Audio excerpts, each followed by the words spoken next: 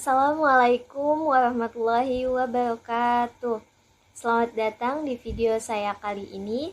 Yang saya hormati kepada dosen pengampu mata kuliah Lembaga Pembiayaan Syariah Bapak Amadi Rojali LC LLM.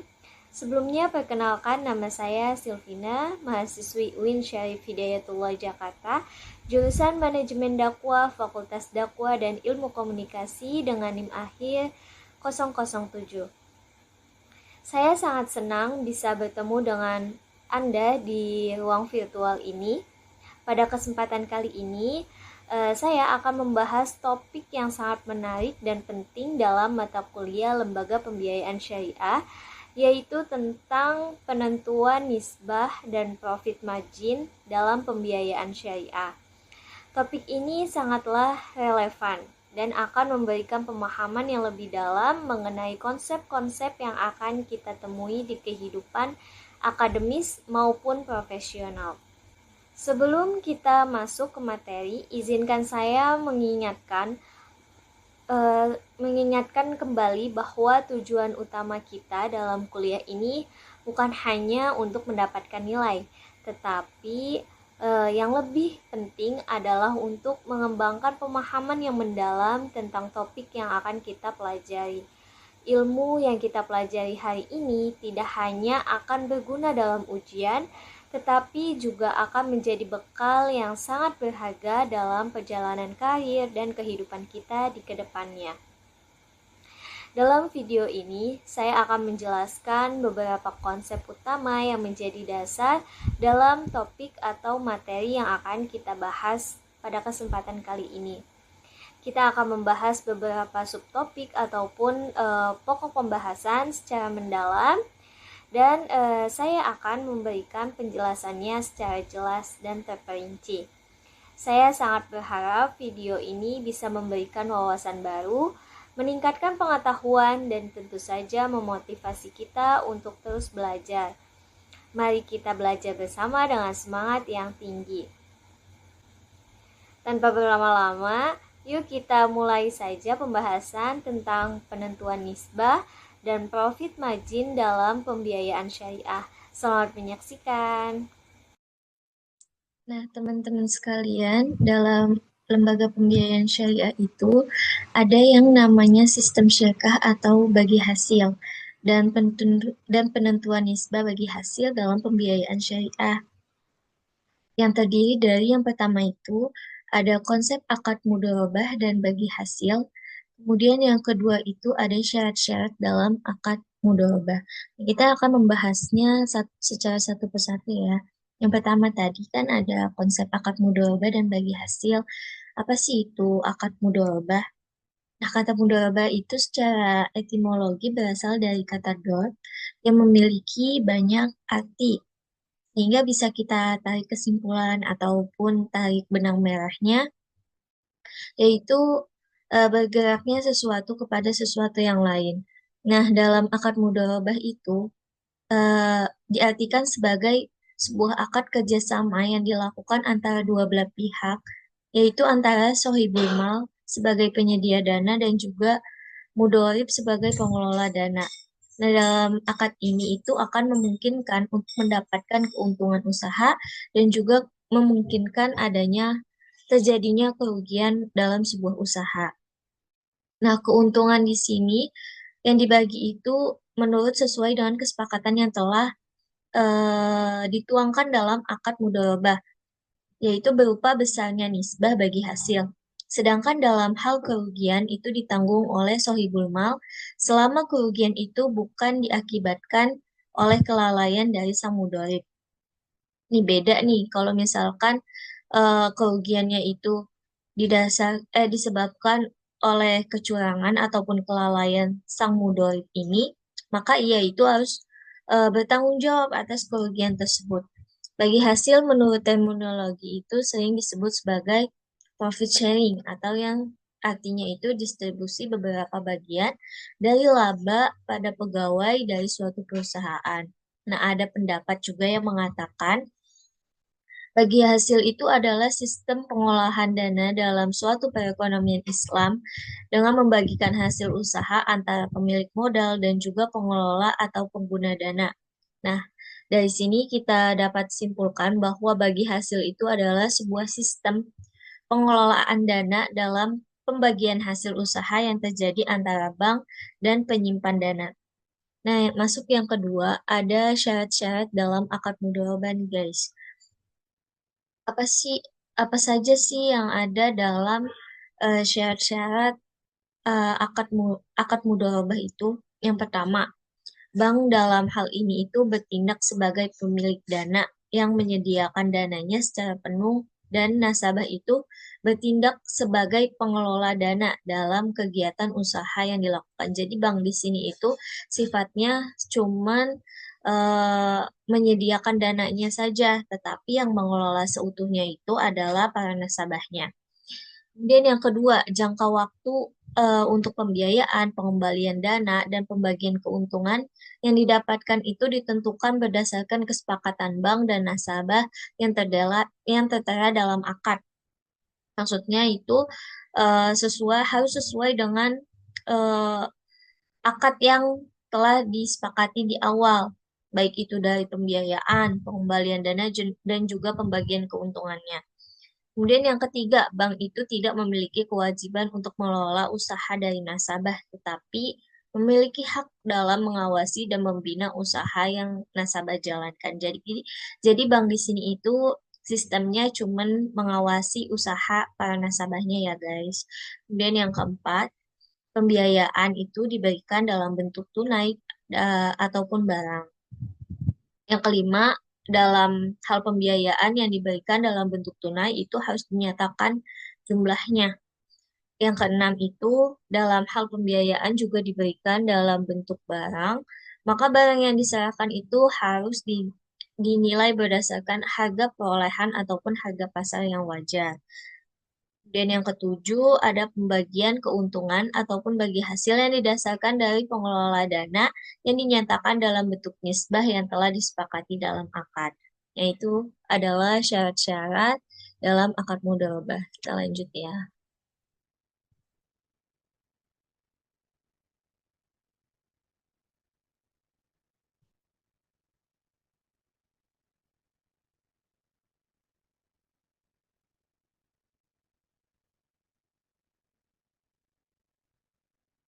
Selanjutnya ada musyarakah.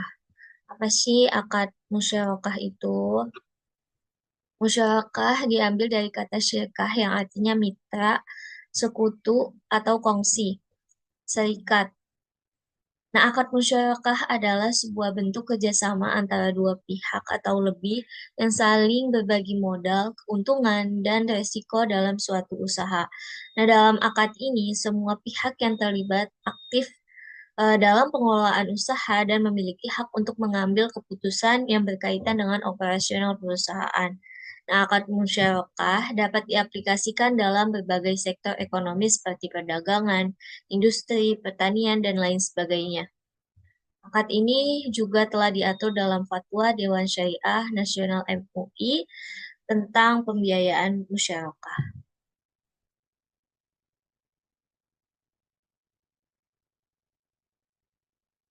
Selanjutnya ada prinsip akad musyarakah itu terbagi menjadi dua. Yang pertama itu ada prinsip keadilan. Nah, prinsip keadilan ini adalah prinsip bagi hasil dalam akad musyarakah yang memberikan keadilan kepada semua pihak yang terlibat dalam usaha. Bagi pihak yang menyediakan modal itu keuntungan yang diperoleh akan berdasarkan persentase kepemilikan modalnya. Sedangkan bagi pihak yang mengelola atau mudorib, mereka akan mendapatkan bagian dari keuntungan sebagai imbalan atas keahlian dan kerja keras mereka. Nah, yang kedua ada prinsip partisipasi dan transparansi. Nah, semua pihak yang terlibat dalam usaha itu memiliki hak untuk mengambil keputusan dan terlibat dalam pengelolaan usaha secara efektif. Nah, hal ini berbeda dengan sistem konvensional, di mana pemilik modal itu memiliki kendali penuh atas pengambilan keputusan.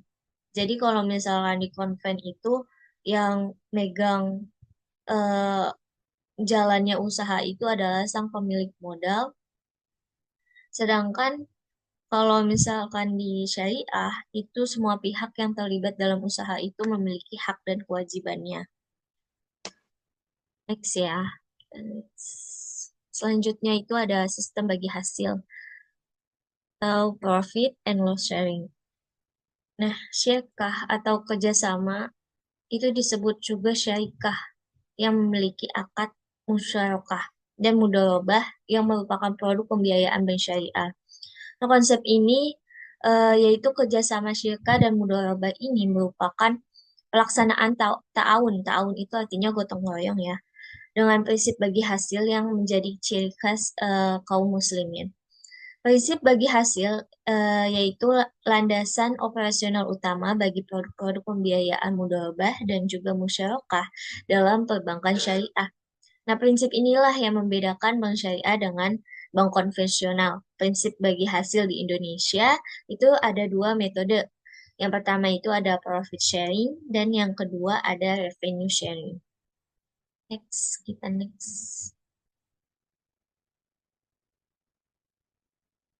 Nah, selanjutnya itu ada jenis pola bagi hasil. Nah, pola bagi hasil ini ada dua ya. Yang pertama ada profit sharing, dan yang kedua ada revenue sharing. Nah, profit sharing ini adalah proses perhitungan bagi hasil yang didapatkan berdasarkan pada hasil neto dari total pendapatan yang diperoleh setelah dikurangi dengan biaya atau beban yang dikeluarkan guna mendapatkan pendapatan tersebut. Artinya, apabila ada suatu usaha nih, perbankan menggunakan sistem profit sharing ini, maka keuntungan yang akan terjadi itu adalah bagi hasil yang akan diterima oleh sohibul mal.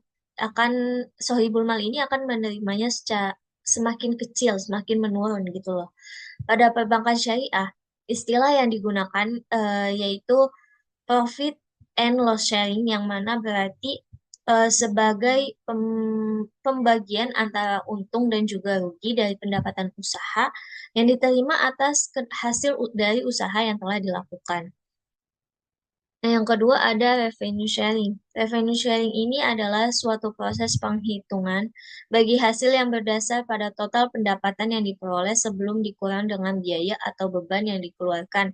Guna mendapatkan pendapatan tersebut, dengan ini dapat disimpulkan bahwa apabila perbankan menggunakan sistem ini, maka kemungkinan besar nih yang terjadi itu adalah besaran nilai yang besaran nilai bagi hasil yang diperoleh pemilik dana akan lebih besar dibandingkan tingkat suku bunga pasar yang berlaku.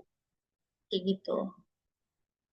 Nah, dalam perbankan syariah di Indonesia saat ini tuh sistem bagi hasil ini diberlakukan berdasarkan sistem revenue sharing karena dalam hal ini tuh bank syariah itu dapat berperan sebagai pengelola dana maupun sebagai pemilik dana. Nah, ketika bank berperan sebagai pengelola dana, maka biaya tersebut akan ditanggung oleh bank itu sendiri dan sebaliknya. Hal ini juga sesuai dengan Quran Surah Al-Baqarah ayat 275 yang artinya Allah mengharamkan segala bentuk dari transaksi yang mengandung unsur ribawi karena unsur ini tidak mendatangkan kemaslahatan bagi umat. Seperti itu. Selanjutnya ada prinsip bagi hasil dalam perbankan syariah. Ini ada 5 ya. Kita akan bahas satu persatu. Yang pertama itu ada prinsip kerjasama. Nah, prinsip kerjasama itu adalah kesepakatan antara pihak pengelola dan pemilik dana menjadi dasar dalam eh, prinsip kerjasama karena kehendak para pihak tersebut itu dituangkan dalam perjanjian ataupun akad kerjasama.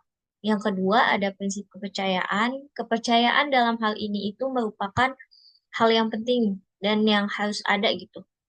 Kenapa harus ada? Karena dengan kepercayaanlah seseorang itu akan berpeluang untuk mendapatkan bantuan dari orang lain.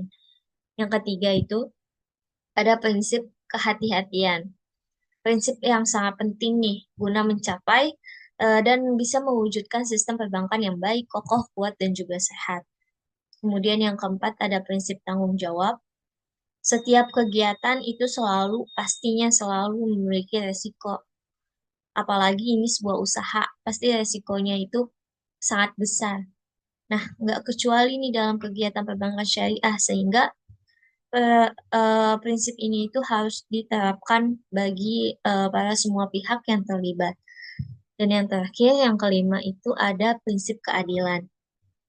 Prinsip keadilan ini adalah prinsip yang di dalamnya terdapat nilai saling berbagi dan keuntungan nisbah. Jadi kita itu harus adil dalam membagi keuntungan dengan semua pihak yang telah terlibat. Selanjutnya ada faktor-faktor yang mempengaruhi bagi hasil. Yang pertama itu ada faktor langsung, dan yang kedua ada faktor tidak langsung. Nah, faktor langsung ini, yang pertama itu ada investment rate. Artinya itu adalah presentasi aktual dana yang diinvestasikan dari total dana. Contohnya nih, ada bank syariah, dia menentukan besarnya investment rate-nya itu 80%. Nah, maka dalam hal ini berarti 20% dari jumlah dana yang ada itu dialokasikan untuk memenuhi likuiditas dari bank tersebut. Kemudian yang kedua itu ada dana yang tersedia. Nah, jumlah dana yang diperoleh dari berbagai sumber dan tersedia untuk diinvestasikan, biasanya jumlah dana ini dihitung menggunakan dua metode. Yang pertama itu metode rata-rata saldo minimum bulanan, dan yang kedua ada rata-rata saldo harian. Yang ketiga itu ada nisbah bagi hasil atau profit sharing rate atau profit sharing ratio. Yang pertama, ciri utama yang harus ada dalam pembiayaan mudharabah di bank syariah itu adalah harus adanya nisbah bagi hasil.